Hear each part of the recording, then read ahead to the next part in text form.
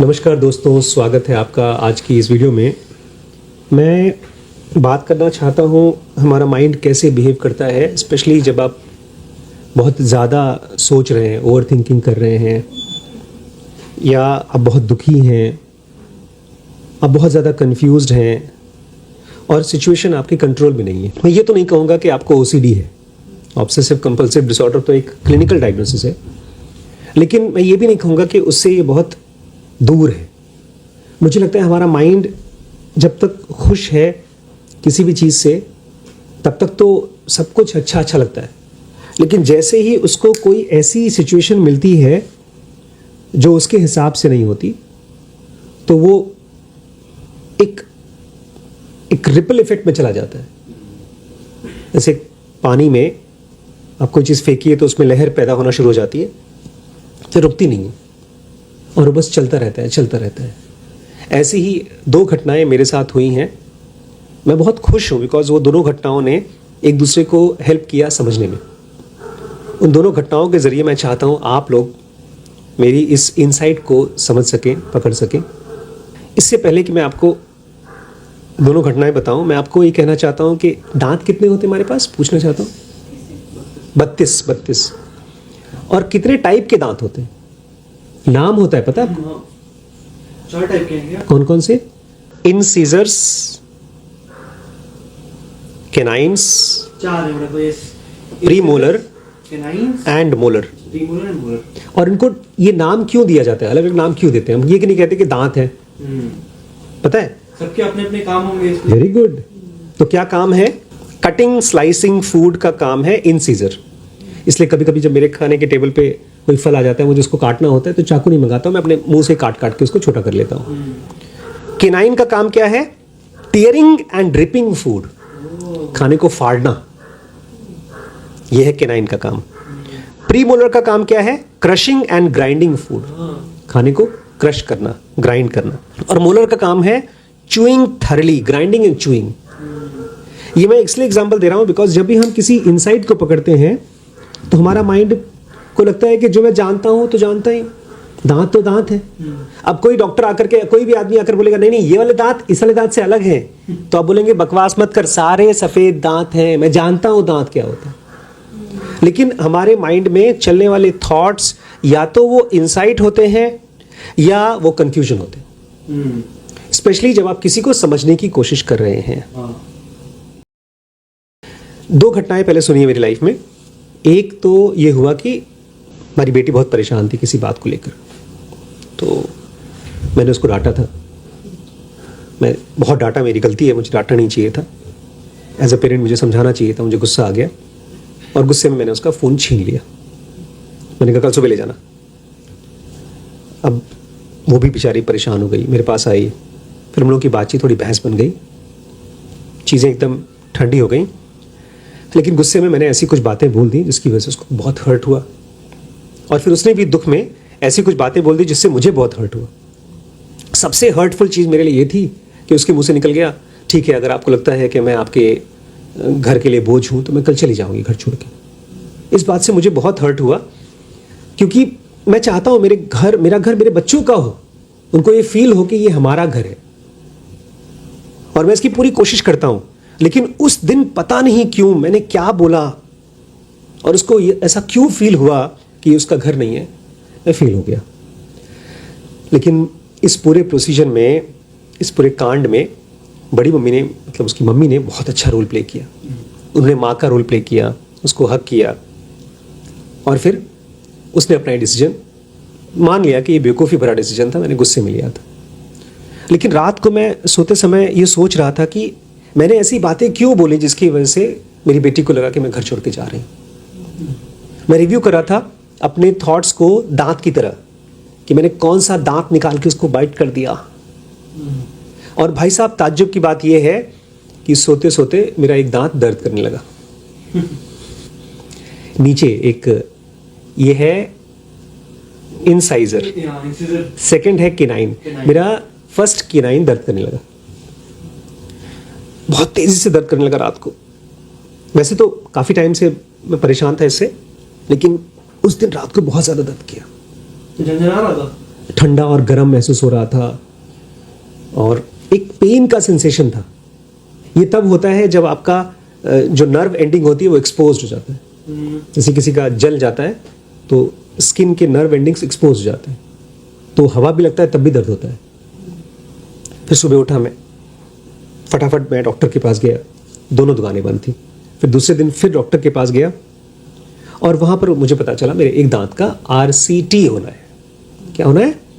RCT, root canal treatment बोलते हैं। बड़ा खतरनाक होता है क्योंकि इसमें एक चीज़ होती है ड्रिल, छोटी सी ड्रिल होती है। जब डॉक्टर्स या डेंटिस्ट उसको चलाते हैं तो रुर्र करके आवाज़ आती है, और उस ड्रिल को खाली दांत से रगड़ो तो कोई दिक्कत नहीं है, आपको पेन नहीं फील होगा, लेकिन रगड़ते रगड़ते वो नीचे ले जाएंगे पल्प तक, और पल्प टच करता है रूट एंडिंग को। और पता नहीं क्यों भगवान ने ऐसा शरीर दिया है कि रूट एंडिंग को अगर टच हुआ तो बहुत सीवियर पेन होगा। तो भैया डॉक्टर साहब ने बताया कि आपका हम एक्सरे कर चुके हैं, आपको RCT कराने की ज़रूरत है। मैंने कहा क्या करेगा, मरता क्या ना करता, इलाज तो कराना ही है। फिर जब वो मेरे दांत को टच कर रहा था बार बार, मुझे कोई दिक्कत नहीं थी, लेकिन जैसे ही वो रूट एंडिंग पर पहुंचता था मेरा पू ऐसा, मेरा पूरा का मुंह ऐसा एक्सप्रेस करता था पेन। मैं उसको बिना बोले पूछता था अभी कब तक होगा, कब तक होगा। तो बेचारा डॉक्टर भी बड़ा अच्छा, जहाँ दर्द हो रहा है वहीं पर एनेस्थीसिया फेंक रहा है, फिर ड्रिल कर रहा है, फिर ऐसे फेंक रहा है। फिर मुझे लगता है थोड़ा सा पेशेंट डॉक्टर होगा, बहुत धीरज वाला होगा, उसने फिर वो ड्रिल का काम छोड़ दिया। उसने कहा सर मैं सुई से जहाँ जहाँ से मुझे उसको सफाई करनी है उसको साफ करूँगा। तो मैंने कहा चलो अच्छी बात है। फिर वो बहुत बारीकी से जो नर्व एंडिंग है उससे बचा बचा के, लेकिन उस प्रोसेस में मैं देख रहा था मेरा माइंड पूरी तरह से ये सेंस करने की कोशिश कर रहा था अभी आएगा क्या, नर्व एंडिंग को टच करेगा क्या, और नहीं करता तो मुझे अच्छा लगता, और करेगा तो मैं रिस्पॉन्ड करता था, बॉडी को एकदम टाइट कर लेता था। बॉडी को टाइट करने से कोई दर्द थोड़ी खत्म हो जाएगा, लेकिन ये तो हो जाएगा कि मुझे दर्द हो रहा है। तब मुझे एक चीज एहसास हुई कि जो थॉट्स होते हैं हमारे मन में वो भी एक तरह का पेन होता है। ये इंसाइट, ऐसी इंसाइट आई कि उसके बाद से मेरे थॉट्स एकदम शांत हो गए। कृष्णमूर्ति जैसे लोग बोलते हैं, बुद्ध जैसे लोग बोलते हैं कि विचार ही दुश्मन होते हैं। Network of thought, one of the biggest dangers of human civilisation, जिसको हम लोग ओवर थिंकिंग बोलते हैं। आप किसी सिचुएशन में हैं और आपके मन में अब थॉट आ रहे हैं, आप चाहते नहीं फिर भी थॉट्स आ रहे हैं, तो वो पेन है, आप नहीं चाहते। मैं नहीं चाहता था मेरे दांत में दर्द हो, लेकिन दर्द हो रहा था। मैं नहीं चाहता हूं कि मेरे मुंह से कोई ऐसी बात चले, लेकिन वो कर रहा था। तब मुझे रियलाइज हुआ क्यों ये बहुत इंपॉर्टेंट है कि एक आदमी अपने आप को राइट काइंड ऑफ थिंकिंग दे, राइट काइंड ऑफ इंपल्स दे। जैसे स्पिरिचुअल पाथ पे जो लोग चलते हैं उनको ये बार बार बताया जाता है कि एक ग्रैटिट्यूड का थॉट लेकर आओ मन में, एक ऐसी फीलिंग लेकर आओ कि भगवान तुम्हारा लाख लाख शुक्र है कि मुझे ऐसा फ्रेंड दिया, और अगर वो फ्रेंड नहीं है तो आप भगवान को लाख लाख शुक्र करो कि ऐसा कलीग दिया। अगर कलीग नहीं है तो आप भगवान का लाख लाख शुक्र बनाओ कि मेरा दुश्मन नहीं है। अगर दुश्मन भी है तो भगवान का लाख लाख शुक्र बनाओ कि दुश्मन मुझे मार तो नहीं रहा है। अगर वो मार भी रहा है तो खुशी मनाओ कि कम से कम वो डेंटिस्ट तो नहीं है, आपके दांत को टच तो नहीं कर रहा है। आपके पास बहुत से रीजंस हो सकते हैं सामने वाले को थैंक यू बोलने के लिए, लेकिन वो खाली ऐसा नहीं है कि आप थैंक यू बोल करके एक अच्छे इंसान बन जाओ। वो आप अपने ब्रेन में से उस नर्व एंडिंग को कवर करना चाहते हो, क्योंकि मैं आपका दोस्त हूं तब तो आपको मेरी बात अच्छी लगती है, लेकिन अगर मैं आपका दुश्मन हूं तब मुझे आपकी कोई बात अच्छी नहीं लगती। मुझे ये समझ में आया कि मेरे मन में अगर कॉन्शियसली बहुत सेंसिटिव, बहुत डीप, बहुत इंटेलिजेंट परसेप्शन नहीं है तो वो पेन है। एक विचार अगर मेरे मन में आ रहा है, अरे यार बेवकूफ है सामने वाला, वो मेरा दुश्मन है, अगर ऐसा थॉट आ गया तो वो एक पेनफुल प्लैक है आपके दांत में, वो बैठा रहता है, कुछ करता नहीं है। वो आपके दांत में जब कीड़े लग जाते हैं तो आपको बहुत सालों तक नहीं पता चलता, लेकिन एक फाइन डे दांत पूरा खत्म हो चुका है। मैं दांत क्यों बोल रहा हूं? बिकॉज आप इस माइंड के थॉट्स को यूज करते हो दुनिया को समझने के लिए। आप दांत को यूज करते हो खाने को चबाने के लिए। आज अगर दांत नहीं होगा तो आपका बहुत ज्यादा न्यूट्रिशन खत्म हो जाएगा, आप चीजों को एंजॉय नहीं कर सकते। अगर आपके पास थॉट्स नहीं है कायदे के तो आप दुनिया को नहीं समझ सकते। लेकिन सारे थॉट्स जो भी आपके दिमाग में आ रहे हैं, they are not intelligent, they are pain. In fact अगर आप सेंसिटिव होते जाते हैं तो आपको बहुत कम विचार चाहिए होते हैं, डायरेक्ट परसेप्शन होता है। आपको चीजें देख करके, इनफैक्ट मुझे लगता है कि इंसान उसी परसेप्शन का बना हुआ है। थॉट्स तो बहुत लेट से आते हैं, जब हम बहुत बेहोश होते हैं तब। जब हम सोते हैं तो हमको विचार नहीं आते, हम इंस्टेंट परसेप्शन करते हैं। मैंने सपने में देखा कि एक बहुत बड़ा सेंट मेरे साथ बैठा हुआ है, वो थॉट थोड़ी था। हम बाद में बोलते हैं कि हाँ यार मुझे लगता है ऐसा कुछ थॉट आया था, ऐसा कुछ चीज हुआ था, लेकिन उस समय जो सपना देखा था हमने वो तो एक डीप परसेप्शन था। ऐसे ही होता है जगते समय, आप किसी को देखते हैं और तुरंत आपका माइंड, जिसको हम सिस्टम 1 बोलते हैं, वो परसीव करता है। लेकिन अक्सर ऐसा होता है कि हम गहराई को नहीं देखना चाहते, क्योंकि हम सरफेस को ही मान लेते हैं सच। 32 दांत हैं, दांत तो दांत ही हैं, ये केनाइन क्या, फलाना क्या, ढिमाका क्या। जो आदमी जानना चाहता है ट्रूथ, वो जान पाता है। और उसके लिए प्राइमरी कंडीशन ये है कि आप देखिए मेरे मन में कौन से विचार चल रहे हैं और वो बार बार क्यों चल रहे हैं। ये मत मान लीजिए कि वो सच है। जैसे अगर मेरी बच्ची मुझसे बोलती है कि मैं घर छोड़ के जाना चाहती हूँ, मेरा एक सिस्टम 1 बोलेगा, इमीडिएट माइंड बोलेगा, ये तो लड़की ही बर्बाद हो चुकी है, बिगड़ चुकी है। अब उस पर, उस थॉट में से नेक्स्ट थॉट क्या आएगा, इससे मैं बात नहीं करने वाला, इसका मैं फोन छीन के रख रहा हूं। वो सब के सब इस थॉट में से निकला हुआ थॉट है। अगर मैं डीप परसेप्शन करता हूं तो मैं पूछूंगा आखिर हुआ क्या, आखिर ऐसा क्यों फील हो रहा है कि वो इनसिक्योर मेरे साथ महसूस कर रही है। चाहे वो मेरी बेटी हो, चाहे वो मेरा कलीग हो, चाहे वो मेरा दुश्मन ही क्यों ना हो। मुझे लगता है बुद्ध जैसे लोग एक अंगुली मार के पास इसलिए जा पाते हैं बिकॉज उनके मन में कोई कॉन्सेप्ट, कोई थॉट नाम का पेन ही नहीं है। और वहीं पर हम ढेर सारे मेंटल, जैसे दांतों को कचरा लग जाता है, ऐसे मेंटल थॉट्स का प्लैक है। कृष्णमूर्ति उसको कंडीशनिंग बोला करते थे, सोसाइटी में फैला हुआ है।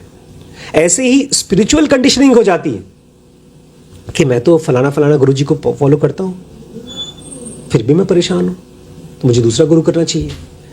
मुझे ये समझ में आया है कि आपका नॉर्मल नेचुरल थॉट अगर आपके लिए वो दुश्मन नहीं है तो आप एक ओपन पेनफुल स्टेट में, कोई भी आदमी आपको सीवियर ओसीडी में डाल सकता है।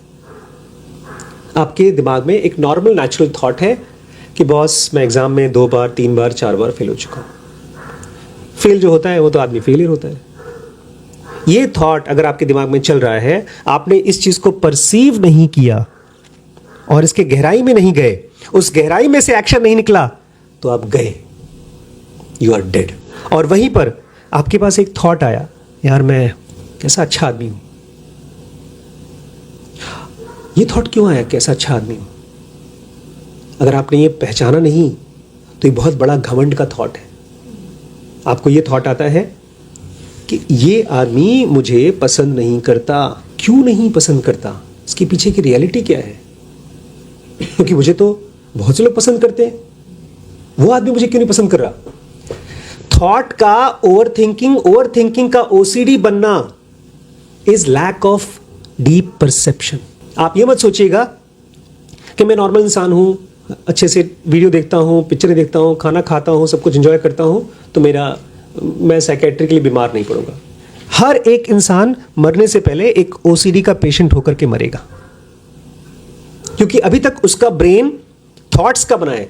एक इंसान जिसके दांत में पूरे कीड़े लग गए हो, तो वो दांत नहीं है, वो कीड़ा है।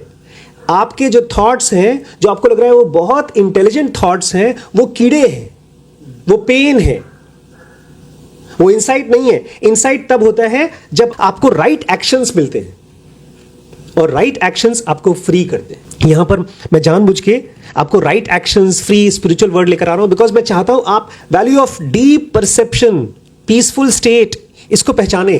डीप परसेप्शन मतलब लोगों को देखना और तुरंत एहसास करना कि क्या है। आपको विचारों की रस्सी से उसको बांध कर नहीं समझना, उसको देख कर पहचानना। इस पूरी चीज को मैंने एक छोटा सा मेल बनाया अपने बेटे के लिए, श्रीश के लिए, और उसको भेजा। मुझे बड़ी खुशी हुई कि मुझे ये लगा कि मेरे थॉट जो मुझे लग रहा था एकदम सच हैं।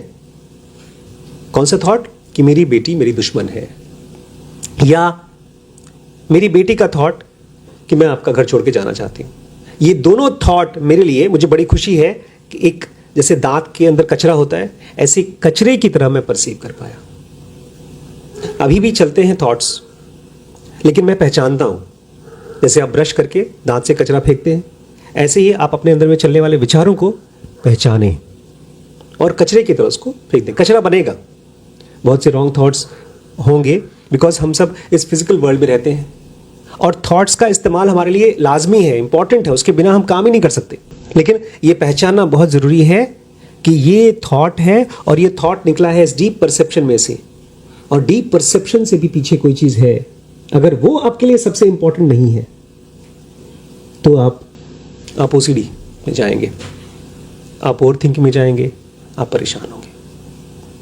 अगर मैं मरने से पहले आप लोगों को कोई चीज़ देना चाहता हूँ, अपने बच्चों को, अपने जनरेशन को, आने वाली जनरेशन को, तो I want to give you the value of deep perception, the value of silence.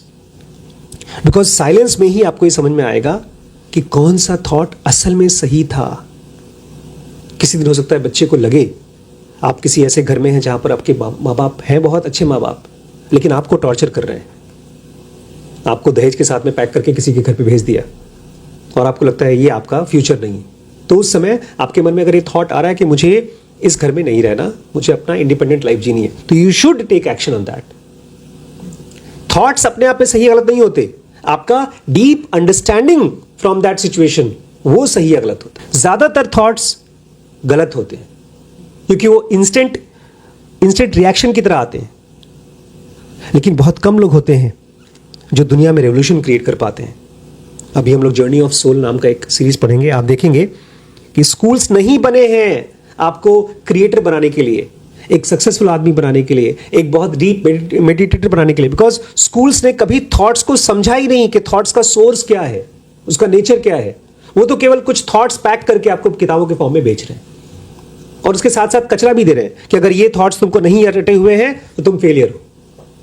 No doubt वो सारे थॉट्स का बहुत यूज है, लेकिन वो आप नहीं हैं। थॉट्स के पीछे डीप परसेप्शन के पीछे कोई ऐसी चीज जिसको थॉट्स की जरूरत ही नहीं पड़ती समझने के लिए, वो देखता है और समझता है। वो एंटिटी, उसी को लोग डिवाइन बोलते हैं, गॉड बोलते हैं, उसको कभी ओसीडी नहीं होता, उसको कभी ओवर थिंकिंग नहीं होता, उसको तो थिंकिंग की जरूरत नहीं है, वो तो डायरेक्ट परसेप्शन है और वो हमारे ही अंदर है। मुझे बड़ी खुशी हुई इस बात की, जब मेरे मन में ये थॉट आया, मुझे ये फील हुआ कि वो मेरे अंदर है यार। जिस सेकंड में आपको ये फील होता है कि मेरे अंदर में डिवाइन फ्रैगमेंट है, you are one of the most lucky person of this planet. कब थॉट आता है कि मेरे अंदर में डिवाइन है? इसलिए कृष्णमूर्ति लोग बोलते थे अपने विचारों का सोर्स देखो। वो ये हमको लगता है वो बोल रहे विचारों को रोको, फुल स्टॉप करो, नहीं, वो कह रहे हैं आपके हर एक विचार के पीछे जाके देखो कहां से आ रहा है विचार। आज मेरी बेटी ने कहा बड़े पापा आप, ये नंबर है, इससे आप बात करिए। उसके पीछे, विचार के पीछे रीजन क्या था? कोई आदमी आपकी तारीफ करता है, आपको अच्छा लगता है, उसके पीछे की रीजन क्या है? हर चीज के पीछे एक वजह है और उस वजह के पीछे है डीप परसेप्शन। एक अंबानी बिजनेस को बहुत डीपली परसीव करता है, एक नरेंद्र मोदी लोगों के बिहेवियर को और राजनीति को बहुत डीपली परसीव करता है। आप ये कभी मत सोचिएगा कि वो हिंदुत्व का पुजारी है, नहीं, he is an intelligent person who senses the world. लेकिन वो अभी तक वहीं पर है, लोगों के ऊपर राज करने पर। उसके भी पीछे जाना है आपको, क्योंकि असली राजा वो होता है जिसका अपने माइंड के ऊपर, अपनी ओसीडी पे ऊपर कंट्रोल होता है। लेकिन तब तक बहुत देर हो जाएगी। अगर आप इस कंडीशन पे अपने थॉट्स को नहीं ऑब्जर्व करते हैं, अभी नॉर्मल थॉट्स पे, तो जब वो ओसीडी बनेगा तब आपके कंट्रोल में बिल्कुल कुछ नहीं रह जाएगा। ये दीमक की तरह है, थॉट्स चलते हैं, नॉर्मल थॉट्स, वो दीमक की तरह है। ये दीमक ऑलमोस्ट हर किसी की लाइफ में है। बहुत कम लोग होते हैं जो अपने आप को स्पिरिचुअली ग्रो करना चाहते हैं, डेप्थ में ले जाना चाहते हैं। तो अगर आप वैसे इंसान हैं तो अपने एक सिंगल पीस ऑफ थॉट को जो रिपीट हो रहा है और आपको समझ में नहीं आ रहा है क्यों आ रहा है और आपको पसंद भी नहीं है, उसको देखना शुरू करिए। बस देखते रहिए, ये मत सोचिए कि ख़त्म हो जाए। Be patient and observe. और मेरा ये अपना पर्सनल एक्सपीरियंस है कि अगर आप किसी थॉट को देखते हैं तो आप समझने लगते हैं, बिकॉज थॉट्स का बेसिक पर्पस है आप उनको समझ सको। थॉट्स लोगों की तरह हैं, आते हैं, अपनी बात कह रहे हैं, हम उनको ध्यान से सुनते नहीं हैं। सुनेंगे तो समझेंगे, इसलिए जितना ध्यान से आप सुन सकें सुने। ध्यान दीजिए, ओवर थिंकिंग नहीं होगी। मत ध्यान दीजिए और आप धीमे धीमे ओसीडी के मरीज बन जाएंगे। आपको अपने थॉट्स को खुद ही ध्यान देना पड़ेगा।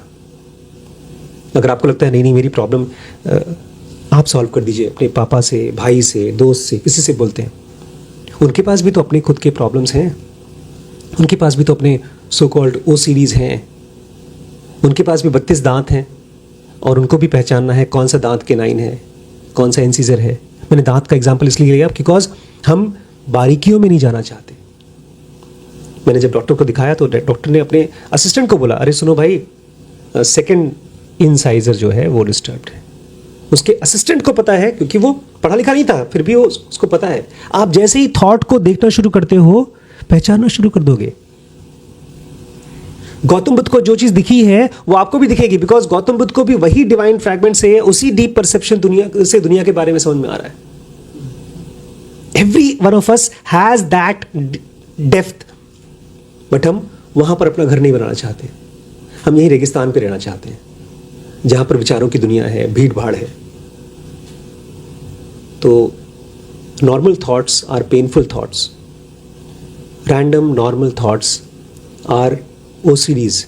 जब ये सोच करके आप अपने आप को ऑब्जर्व करेंगे तो धीमे धीमे आपके अंदर में एक क्लैरिटी का खजाना बढ़ेगा। मुझे लगता है ये बहुत इंपॉर्टेंट बात है जो आपको ध्यान देना चाहिए। ठीक है।